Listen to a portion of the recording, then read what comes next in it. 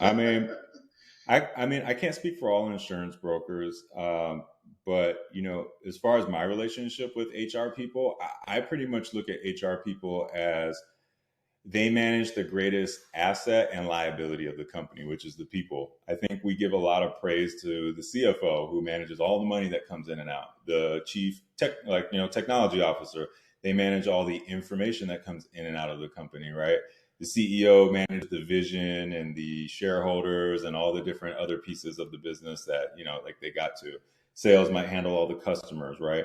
So when you look at like those roles, we put them in high regard. And I think only in the past like 5 to 10 years, or some like recently, like Silicon Valley, we're in San Francisco, we're based here. I notice a lot more companies that are forward thinking. They do put the HR people at the table. And what that means to me is, if you're responsible for managing the people coming in and out of the company, and they basically like are the asset that helps you create the system, get the ideas, create the intellectual property, all that, then that's a really important role. And I feel like my job is to help the HR people quantify the qualitative features of what they do. Because I think a lot of people think of HR and it's like, oh, it's a cost center.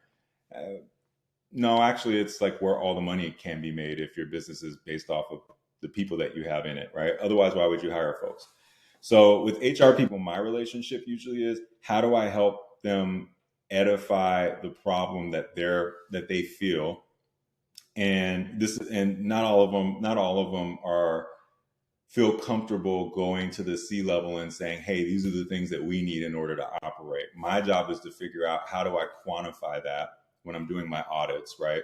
What is the people side of the business worth in terms of payroll, managing those people, the resources around that? How do we keep those employees focused on their work, right? That's the whole point of my benefits programs, having EAP, telemedicine, any of that stuff should relate back to, how do I keep that person focused on work? So my job with the HR people is to hear their plight, or hear the symptoms or the things that they think would make their lives easier, and get them from doing tactical things all day to managing those tactical things and getting the data and information so that they can make strategic decisions and insights that they can bring to the CFO, so we can turn it into a budget, right? So like if we notice, hey, sales, they just seem to be just dropping like flies and all of those people are leaving, and we really need our sales team. We're about to go in busy season. What's happening? Oh, well, we noticed a lot of people aren't hitting their quota numbers. Well, where did the quota number come from? Right? It's like, oh, well, it came from this one manager that's no longer here. Okay, so like, what is it that we need to do? That HR person might have a really hard time, but they're the ones doing all the exit interviews, getting that feedback. They may have a really hard time going to the chief revenue officer and saying, hey, this sales manager over here is not getting stuff done and it's causing people to leave. Well, we have to find a way to quantify that. How do we quantify that? We might say, well, hey, you started off the year with 15 salespeople. Then your goal was to hire 10 more, as we understand. And when you hired 10 more, you knew you needed to bring on a sales director, because the chief revenue officer is just spread thin, can't have 15 people reporting to him and then move up to 25.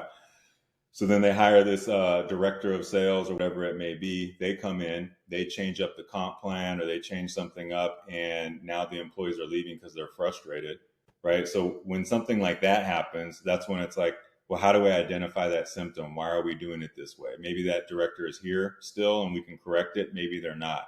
But that's a chance for myself to be able to say to the C-level, well, hey, we're looking at like the compensation and benefit strategy, and your sales compensation plan seems to be a little bit like all out of whack, but people are also leaving. Why are they leaving?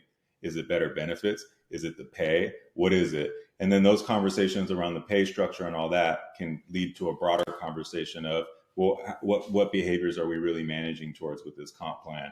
And that's what I feel like I'm able to do with the HR people, to help them have more effective conversations across different departments.